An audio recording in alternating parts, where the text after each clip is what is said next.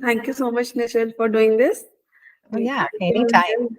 very- So, I I'm not totally sure what I'm doing, but we'll get to that. yes.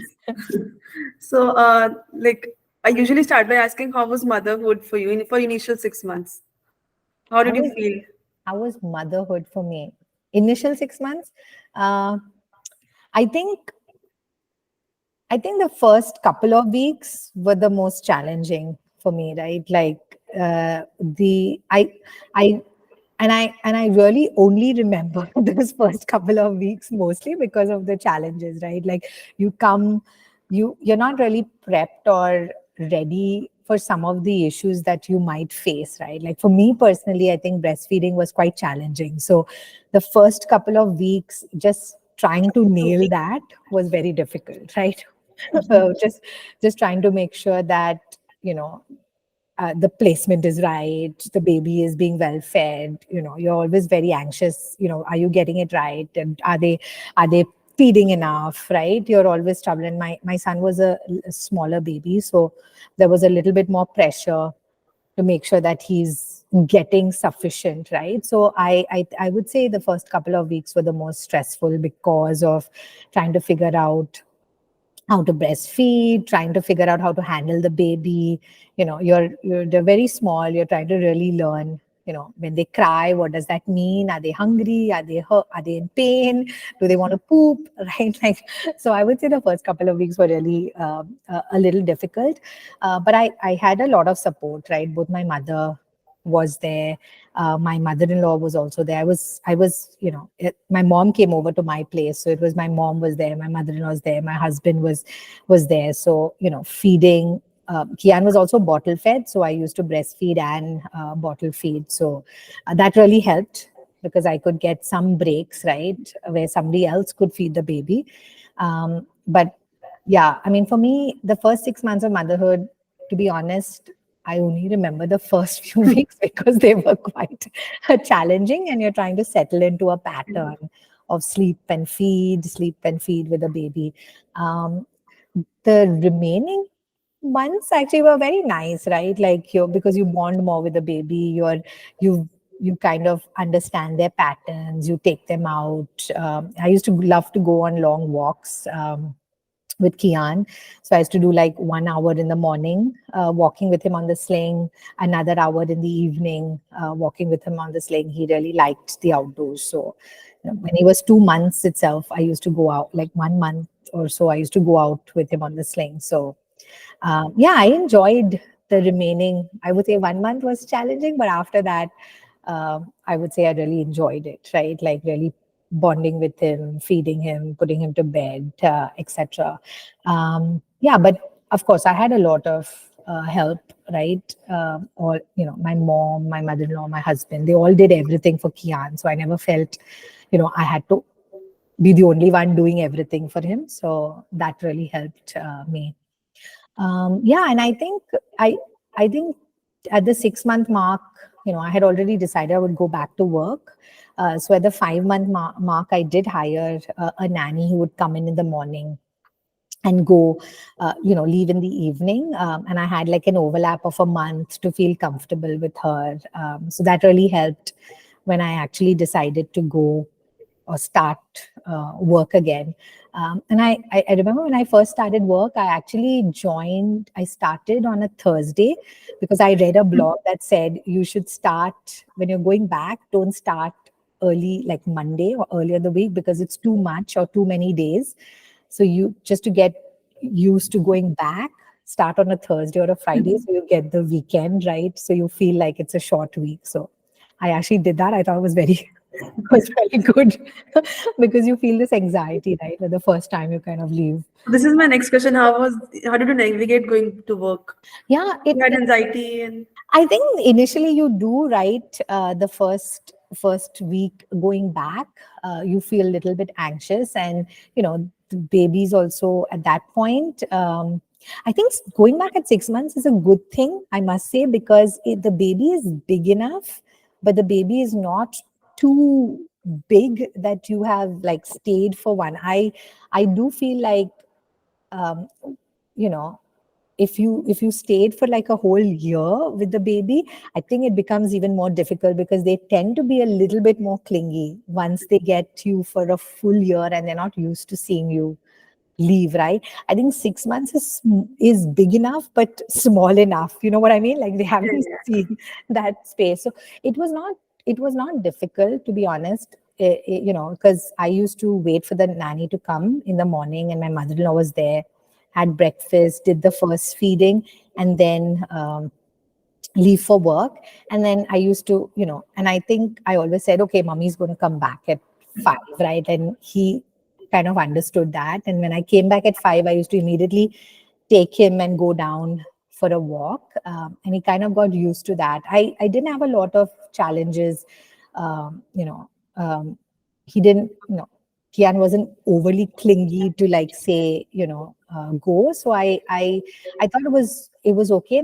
What made it easier was also he was already also drinking formula milk and eating solid food by then. So I didn't find the breastfeeding challenge as much because I already had kind of tapered that down. So it wasn't I wasn't feeling that anxiety that I had to pump while I was at work and do. I think that would have been a little bit more hard, right? So um, But yeah, did you feel guilty about leaving him? How did you deal with that? Did you have any guilt, and how did you deal with that guilt?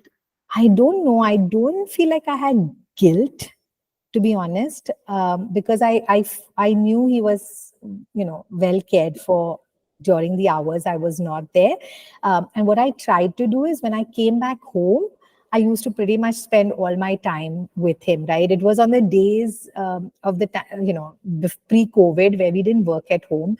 So it was like, 8 to 5, and then you kind of shut down. I didn't, take calls from home. It was not that kind of So that was your quality time with Kian. yeah. So that was my quality time. I used to come back 5, gulp down my tea, take him on the sling, and go for walks, and then come home, feed, and put him to bed.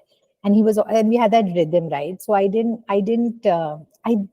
think I felt guilt, to be honest. I've consciously made an effort to specifically block time, right, for him. And I think that helps, right? Like if you say these hours are Just for, focused hours. yeah, focus hours, right? You don't check Slack, you don't do email. I still do it now too, right? He's older. Now also I like block, right? My 5:30 to 7:30 is time for him. So I go out, take him out, you know, come back, feed him, put him to bed. That's all, I think that helps because then you're not, encroaching on that time, right? Sometimes you have to maybe, but it's not, um, what do you call it? You shouldn't make it a practice because then you feel the guilt, right? That, oh, I'm not spending enough time. So I did not. I don't remember feeling like, oh, I'm leaving him because I knew he was well cared for. I was fortunate. I had a good nanny. I've been fortunate. Both my nannies that I've had, um, I felt very comfortable leaving him with them. So I think that really helps if you have support, right? Either it's a nanny or a mother-in-law or mother, uh, that helps. Do you also feel rage sometimes? Like you get angry at Kian, or like they call mom rage, mom guilt that comes Uh, Rage. I think rage is really a harsh. strong word. I think maybe a little bit. Uh, what's the term I'm looking for? So I'm referring to it as rage because sometimes you just get overworked with like work. You have so many things going on in your head, and sometimes it's the kids that get the most of it. Yeah, no, I don't think so, Anjali. I've never felt that rage. I think the only time maybe you feel a little bit when children are, especially toddlers, not as babies so much, more toddlerish, right? They have little tantrums where they want it their way, and then they're crying and being a little bit um, um, throwing a tantrum, I would say, Yeah. right? And then you're trying to cajole them and say, can I give you this? And you're tired and you're trying to go get back to your work. I think you get a little bit annoyed Yes. and angry, but I think I still kind of tell myself, okay, he's a toddler, right? So just, move on. And then I give him a video and say, and that solves all my problems. It's like, do you want the video? Yeah. And that's all. Like you find some things to distract, right? But I don't think rage, like you get a little bit tired and maybe anxious or frustrated. Right. But I wouldn't say rage. I don't think I felt rage, to be honest. But like I said, I do have help, right? So I've been fortunate that if I'm if I have a lot of meetings, or if I have things that I need to do, I will say, hey, can you guys look after him, or can you see to him? And I'll have, my husband will step in, or my mother-in-law, my mother, whoever's around, right? I would say would step in that scenario. So I would have to say I not felt rage so far, but That's good. maybe ask me after a year. No, no, no. I hope that's how things work out for you.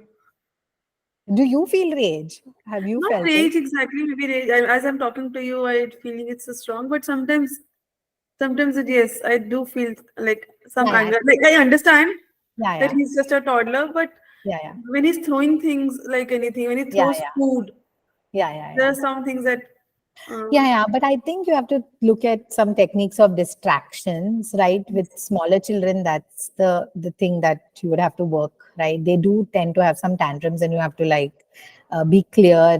They're testing the limits, right? How yeah. much they can do. So you have to maybe be good at setting those limits, and they have to realize that. And then some of it is also distraction, like show them a video, take them somewhere else, talk about something else. They don't have that much focus, so you can sometimes divert it. So Yeah, yeah. currently it's fine. Like But I think rage is a strong word, yeah, unless yeah. it's like, I would say maybe frustration or Definitely, it's like sometimes there's a lot of work, or I know that I have meetings now. I have to clean this, and I'm meeting this. So then it gets a bit. yeah, yeah. But yeah, I'm. Yeah, so I think kids do test your limits. I think that's what they're trying to do, right? Like they Yeah, want to see how much they can push to like do it. So you they're just have figuring to, out how their world works, how you the have, you also have to set some clear limits on it, right? Like, hey, kicking is not right, or throwing food is not right. Like, this is not. I think you have to make that. I think they try to see how people react to it, and then depending on how you yeah. So my react, thing so is take at that. that age where if you like if you show some anger at him or you're shouting at him, he thinks he's getting attention and he smiles and he's laughing. So he doesn't understand that this is the limits that you're trying to Yeah, push. You're yeah, not supposed to do that. yeah. He's like, I'm getting attention, and he'll do it full. Right, right. Yeah. Then they want that attention. So even negative Even attention. negative Yeah, attention is attention for them. So yeah. yes, so I think I like maybe just set clear boundaries is the Yeah, takeaway yeah. from this. And I think you have to be consistent, right? Like if you say kicking is not a good thing to do, then even your husband has to say it, and even your mother-in-law has to say it, etc. Right? Yeah. Like so that they don't feel like if they go to different people, they get different Yeah. things, right? So that's also important. So I have like, how do you have personal self time, me time? Do you bother about It's none. that? There is none. I think the one thing I do wish I want to do more of, and I think I've told you this before, is like I want to read more, and Yeah. I've really not had a chance to do that, and I feel like that's something I would love to do more of, right? Like there's just some personal time to read, but right now I feel like just between getting him ready for school, then work, and then wanting to spend enough time post that, I do think some of that time to do something else is does reduce. I think sometimes I miss it, and I'm like, oh, I wish I had that time. But then sometimes I'm like, oh, I enjoy spending time also with Kian. So I think it's a trade-off, right?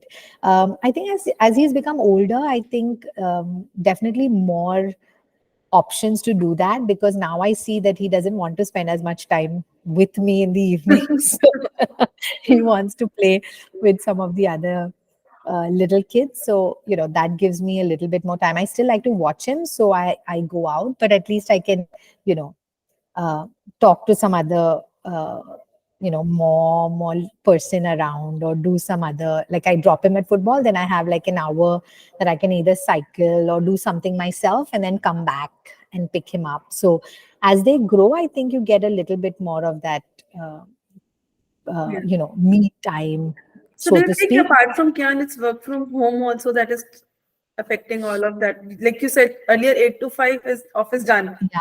No, I like the work from home, to be honest. I don't miss the travel. I think the stress of going traveling in the morning, coming back, um, would have made this worse, because I would feel like I had less time to spend with him in the evenings, and I think that would put more pressure, Right. uh, you know, on me. So I do like the work from home, to be honest. And given that we are also a global team, I think going in to the office and coming back, I would still have to take some later calls, right? So I do like the flexibility of work from home. Right. I get a chance to spend maybe an hour midday when he comes back. I, give him a bath and drop him at the daycare. So like that, 1 hour I get, and then in the evening I get that time, right? So I'm not, I'm not spending. If I went in, I would spend that time traveling Right. realistically. So I don't miss going, and I've tried, like I said, right, I've tried very hard in the work from home to block those times. Like, I will not take a meeting at that slot that I've put aside for Kian, right? Unless it's really an emergency, right? Very few things are an emergency. So I'm- so I've been able to do that. I actually like it. I'm fighting the going back to office thing a little. So Okay. Yes. Thank you for that. Yes. So I think I have only last two questions. Like, what advice would you give to new mothers and mothers who are going to have this transition to work? I think everybody has to figure out what works for them. I think everybody's ecosystem and support system, as well as the jobs that they are doing, if they are working mothers, right, is different. So I don't think it's one size fits all. Is my 2 cents. Really, I believe that, right? So I think you have to figure out in your ecosystem what you can and cannot do. I would say stop with the guilt, right? Like, it doesn't help anything, right? Like, you just feel guilt and then that's it, right? you you have to. I think the one thing advice I would give is look at what works for you. Make some dedicated time for your child, right? So you don't feel that guilt. And yes, you can always spend more time, than you may be able to, but it doesn't really help, right? Like, spend as much time as you can, make it work. Don't put that additional pressure. Make it quality time, right, where you're fully present with your child. And also be open to taking support, right, if you have it, or hiring that. Don't feel like you have to do it all yourself, right?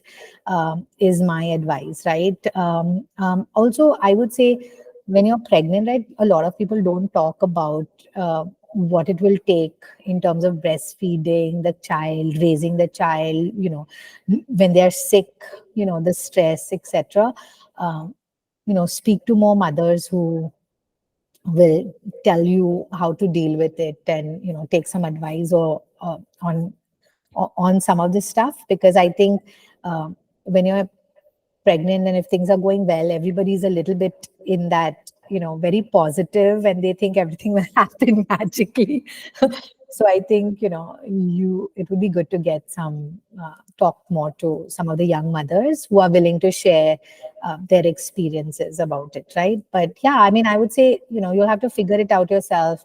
Solicit help from your partner, your family, or even paid help, right? Because it is tough to do it all, right? That would be my advice. Okay. And if there's something like a survival guide for working moms, what would you like to see in that? Survival guide in a book. In a book. It's a book. Hmm. Definitely help on how to breastfeed. That's my number one thing. I really had challenges with that. It was not a joke, right? At one point I felt like a cow, right? Trying to get milk. But really, I think that definitely some Yeah. tips around it, because everybody does not have an easy time with that. I also really enjoyed the sling, right? Like more, really bonding with the child on the sling if you don't have any back problems, etc. I truly loved my sling. I used it almost every day for like 2 years, fully utilized it. I don't know why people don't, it's not as more popular than it should be. Survival guide, pacifiers. People don't use pacifiers as much, but really helped me with Kian when he had colic. Really calms the baby, right? So you're not like trying to calm the baby down if they have colic or gas problems that work like magic. You pop it in and they keep quiet. So that's a survival guide, I would say. um, and what else, I think also it's important for me. What really worked with Kian was also scheduling his sleep and So basically, time management, like just managing that, like being present wherever you are. yeah. And also putting them on a good schedule, right? It's very important. Good sleep, early sleeping habits, and good eating and sleeping habits. I was very regimented. I used to like keep a notepad. How much did he drink? How much did he sleep? Right? It really helped in the initial 1 year, right? To Yeah. really get him on track. And it's so far, touch wood, has translated to good eating and sleeping for him. So I would say those are important. Babies and toddlers respond very well to schedules. Yeah. It's very predictable. It makes them feel safe. So I And think they become cranky when you touch their routine. yeah. So I think that really helps, right? Like I don't think we go out for late dinners since Kian has been born, because we are really very particular about him going to sleep on time. We don't like upsetting that schedule too much. So those would be and really again, like survival guide, right? Like don't waste your time on guilt. It's not worth it, right? Like just do what you can and be happy about it, right? What is my 2 cents. And everybody has a different you know everybody has a different expectation, life situation and ecosystem, so and different kids, so personalities. You So have to it's figure out what works for you yeah, best. yeah, and you don't have to figure it all out in 1 month, right? There's a Yeah. lifetime of time to do it. So somebody told me that these are different challenges. Each phase, each age will bring a different challenge. Yes, definitely. Till at least 18 years, till this teenage years. It's a I think if you ask your own parents, they'll tell you even now your different. kids worry you. So I don't think you stop being a parent, right? Even if your kid is old. Yes. Thank you so much, Nishal, for doing Yeah, this. it was fun doing this. I don't know if this helped, but Yeah, yeah, definitely helps. Like okay, cool.